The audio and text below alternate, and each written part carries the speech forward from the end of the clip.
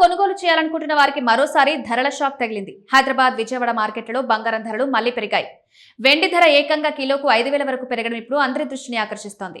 బంగారం ధరల విషయానికొస్తే తాజా అప్డేట్ ప్రకారం హైదరాబాద్, విజయవాడలో 24 క్యారెట్ల బంగారం ధర 10 గ్రాములకు 880 రూపాయలు పెరిగింది.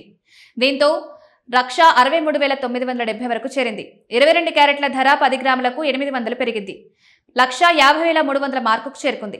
వెండి ధర మాత్రం మరింత వేగంగా పెరిగింది. కిలో వెండి ధర ఏకంగా 5,000 జంప్ చేసి 2,75,000 వరకు చేరుకుంది. బంగారంతో పాటు వెండి ధర కూడా పెరగడం కొనుగోలుదారులకు షాక్ ఇస్తోంది.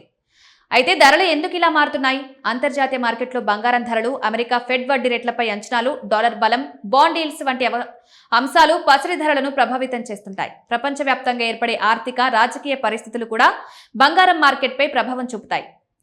పెళ్లిళ్లు, శుభకార్యాల సీజన్లో కొనుగోలు పెరగడం వల్ల ధరల్లో మరింత కనిపించే అవకాశం ఉంది.